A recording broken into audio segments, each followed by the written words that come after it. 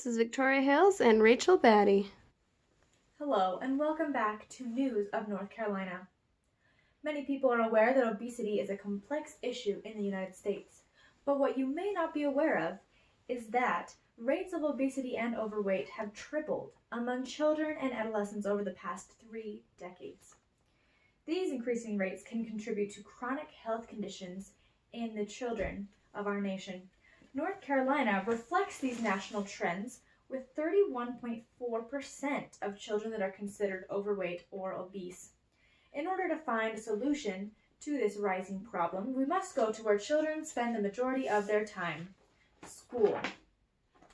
We are fortunate enough to have with us in the studio today Dr. Shannon Baker Powell of the East Carolina University College of Nursing. Welcome, Dr. Powell.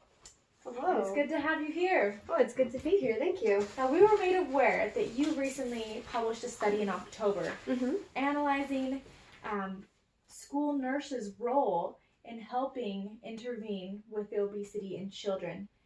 Now, what was your objective with this study, and what were you hoping to accomplish and gain? Well, thank you. Well, we all know that school nurses are great resources for these children suffering with overweight and obesity. We aren't fully aware of the experiences school nurses are having trying to tackle this issue, such as their barriers and interventions they've tried, and what is out there for these children.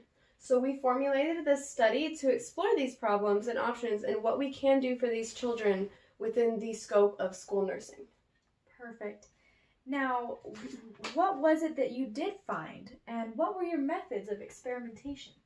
Well, we were lucky enough to have 10 school nurses from our local rural areas in North Carolina who came with us and collaborated. It gave us a good 1-hour interview for each, and we asked them a few formulated questions to explore the issues. So the questions we asked all these 10 nurses were what were the experiences of school nurses providing care for school children, what are the perceived barriers in school nursing in relation to successful intervention for overweight children, and how do school nurses successfully implement interventions to prevent and reduce childhood obesity.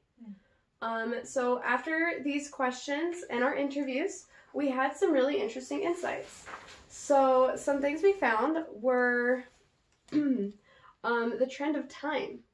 Most of the nurses felt like they just didn't have the time to give the attention they wanted to and help these children in the case of like the interventions such as teaching, just sitting down with them and teaching about healthy ways to eat, exercise to reduce their weight.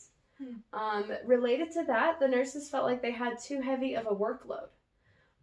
They felt like they were talking with doctors and working with chronically ill kids a lot, and they just didn't have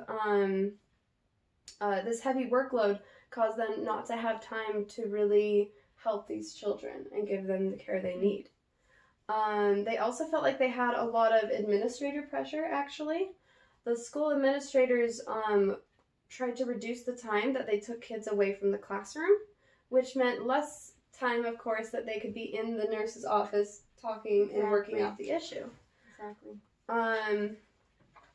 So then this actually caused quite a bit of moral distress with the nurses. They felt like they wanted to give these kids a lot more help and they had the tools. They just didn't have the ability to be able to help them because of these strong barriers. Interesting. Thank you so much for these insights. Now, going forward, what does this mean for nurses, school nurses in particular, in North Carolina? Well, although school nurses are in the perfect position for this change, as mentioned, they're just so limited in their ability to really provide the care that these kids so desperately need. So what we need to do to fix these barriers is to collaborate. So we need to get nurses and patients, school administration and policymakers to all come together and work out the time barriers and workload to try to get school nurses the resources they can to help these school children to hopefully reduce overweight and obesity and these chronic problems in children. Exactly. Well, we certainly hope that this collaboration can happen. Thank you, Dr. Powell, for being with us today. Thank you. Now back to you, Chris. Thank you, Richard.